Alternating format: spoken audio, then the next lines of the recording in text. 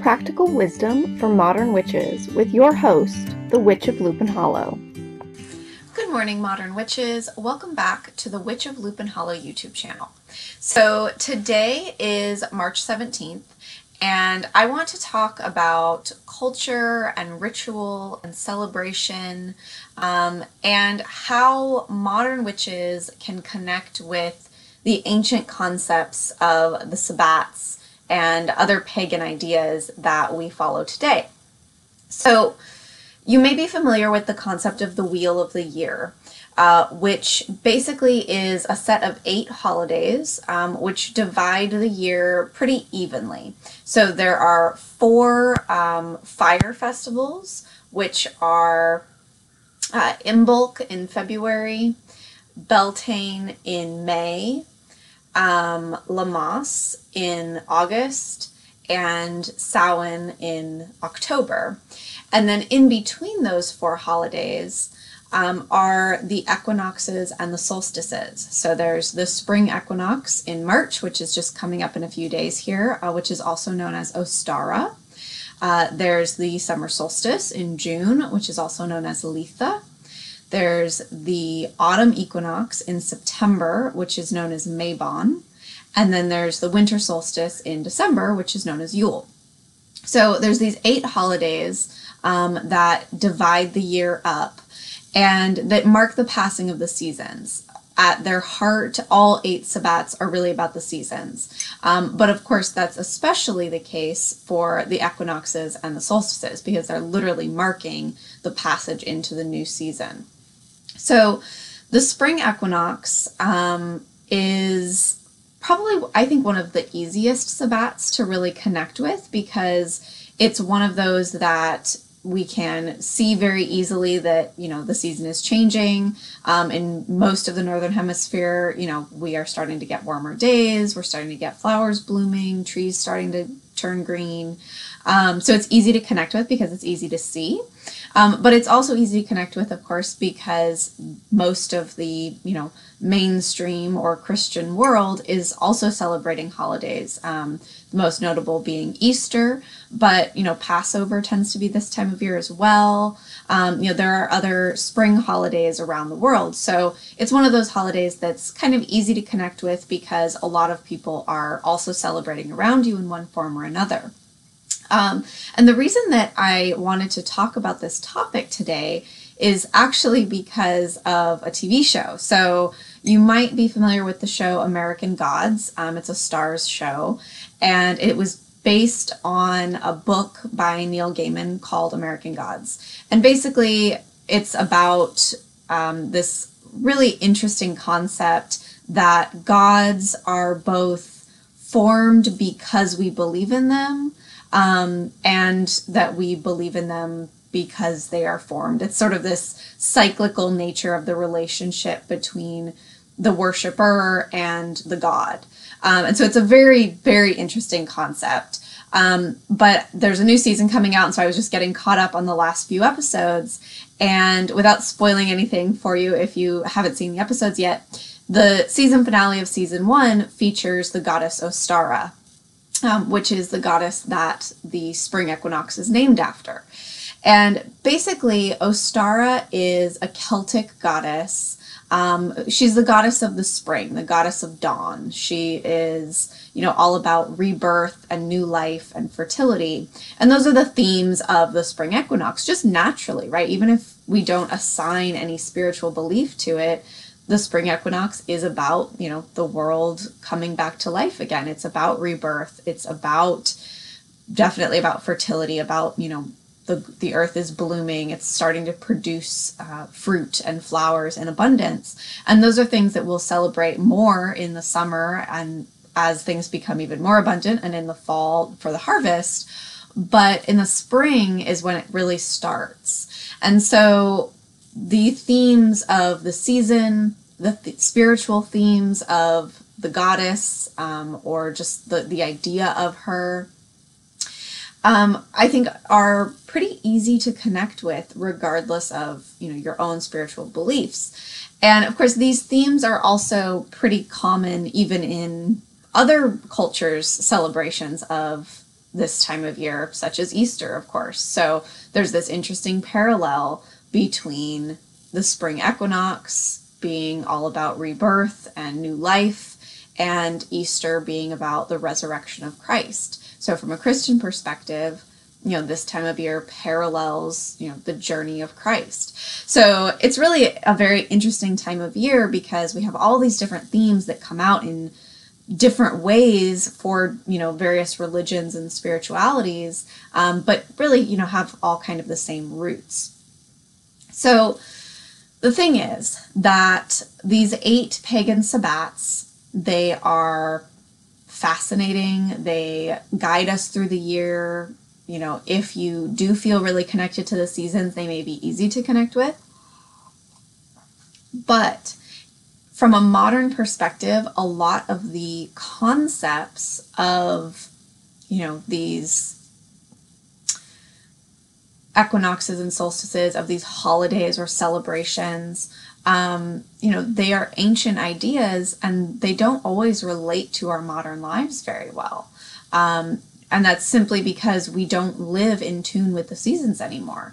So, we can get fruits and flowers whenever we want them. We don't, need to wait for spring necessarily. We can grow things in greenhouses, or we can import them from other parts of the world that, are maybe in the southern hemisphere that have these fruits and flowers in season where they are. And so that can be sort of detrimental to the way that we connect with and relate to the seasons and to nature, because we don't really understand the difference between winter and spring. For us, it's just weather. It's just, oh, it's warm now and that's nice. And oh, the flowers are blooming and that's pretty. But we don't have that sort of visceral ancient connection to, oh my gosh, winter is over and we've made it, we survived, and now we, have this beautiful, bountiful spring to look forward to. The odds of not surviving winter are much, much, much lower than they were in ancient times, right? So as a modern witch, it can be very challenging at times to connect with the seasons. So because the seasons is a big part of my practice, I just wanted to touch on this today and talk about some of the ways that I connect with spring. I did talk about some of these ideas in my last video, which was 6 elements of a magical spring morning routine. So that's specifically talking about, how to connect with spring as part of your morning ritual. But certainly you can connect with spring in other times of the day too. So I think the first and foremost, the number one thing is just to get outside and get out in the garden. Just yesterday, I got some plants at the nursery, got some new pots for my garden, and I spent most of the afternoon outside, hands in the dirt, getting ready for spring, sort of reorganizing my garden a little bit. It's not quite ready for consumption, but maybe I'll do a tour of it in a couple of weeks. I think that spending time outside, especially in these first few warm weeks of the year, is so powerful. It's such a great way to just really viscerally, physically connect with springtime. So whether or not you have a big space for gardening shouldn't hold you back. As a modern witch, many of us, we don't necessarily have a lot of land that's our own to tend, right? So I live in a townhouse in a, sort of semi-urban area. And I have a patio it's probably, I guess, about maybe 15 feet long by, 5 feet deep. It's not a huge space, but it's not tiny. I do have some space. But it's all concrete. And it has like the worst possible positioning. It's baking sun first thing in the morning and then total shade the rest of the day. So, you just sort of have to work with what you have, whether you have an apartment balcony, or even just a windowsill. If that's all you have, I really encourage you to spend some time, open that window if the windowsill is all you have to work with, and spend some time with some plants, getting your hands dirty, just connecting with that physical aspect of nature, because weather is pretty much how we experience the seasons as, modern people. But we don't always have that actual physical connection of, sweeping leaves in the fall and planting seeds in the spring. And so I think having those really physical, tangible connections to the season is such a great way to, just start really feeling the energy of it. Another thing that I like to do is also spending time outside, but is to specifically in the evenings, now that it's staying light later, and it's starting to be a little bit warmer. It won't be quite perfect for another couple of weeks where I'm at. I'll have to wait a few more weeks to really pull my table out for outside and really be able to start spending time out there. But this time of year, I love in the evenings to come home and, make a cup of tea or pour a glass of wine and sit out in my patio. So again, if you don't have a lot of space, that shouldn't hold you back. Whatever space you have to spend in the outdoors, embrace it. Don't write it off just because it's small or because it's, mostly concrete. Make that space your area to express the season, whatever the season is. So for me, I have a little table with a little bench in my patio. So one side is mostly plants and the other side is, we have this little seating area. And so I love in the evenings to take my tea or wine or cocktail or whatever I have and go sit outside and just, listen to the birds and take a breath. Just spend 5 or 10 minutes just sitting there, relaxing, not doing or thinking about anything. And then, I'll get up and water the garden and pull some weeds and, do whatever I need to get done. But just taking that little bit of time to, feel the warm evening air, to breathe in, I find it really powerful. Unfortunately, I suffer from really bad allergies, so I can't do it as much or for as long as I would like to. Even with allergy medication, I can't spend as much time outside as I would like to. But right now I'm okay. So I'm spending as much time out there as I can. You just sort of have to work with what you've got. Don't let your limitations keep you from doing anything. A lot of times we think, oh, well, I can't do it the way I want to for whatever reason. And so I'm not going to do it at all because I can't do it right. But I think that's a mindset that from a spiritual perspective, we have to set aside. We have to say, I don't need to do it perfectly. I don't need to do it exactly right. I just need to do it. I just need to spend 10 minutes of my day connecting with my spirituality, connecting with whatever it is that makes me feel connected. I guess that's kind of redundant, but I hope you know what I mean. So lastly, obviously spending time outside, getting your hands dirty, breathing in, listening to the birds, all of that is really a great way to connect with spring. But if you have allergies like me, or if you're, trapped inside for other reasons, that doesn't mean you can't connect with spring.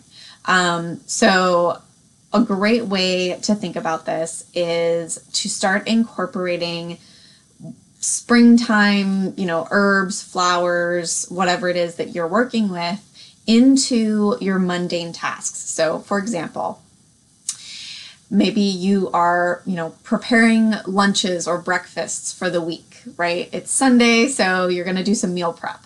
Instead of just, throwing together whatever you have in the fridge or whatever, sounds good off the top of your head, stop for a moment and think about what is in season. What can you only get this time of year that's actually grown locally? Because we can get, for example, I like to eat grapefruit this time of year. Love grapefruit. And you can get grapefruit pretty much all year round, right? But it's not very good. It's either imported from really far away, so it's not very fresh, or it's, grown in greenhouses or whatever, however they grow grapefruit in the off season. And it's just, it's not as it's not as pure, it's not as fresh as when it's in season in the place that it's grown. And so when I get fresh pink grapefruits this time of year, it's such a treat, and it's something that I look forward to. I pretty much only eat them in, January, February, March, this time of year. And that first one that comes home from the grocery store is just, it's such a treat. It's so juicy and delicious, And so I eat my grapefruit, and then I peel the inside out, and I dry the peels, and I chop them up and I use them in tea. And so then I get to enjoy some grapefruit throughout the year, even though I don't have the fresh in-season grapefruit, but I got to enjoy it in season originally. So think about what's in season. Think about what you can get that's grown locally in terms of food, in terms of flowers for your table. Whenever you are about to complete a mundane task, take just a moment and think about it and think, is there some way that you can incorporate your spirituality into this moment?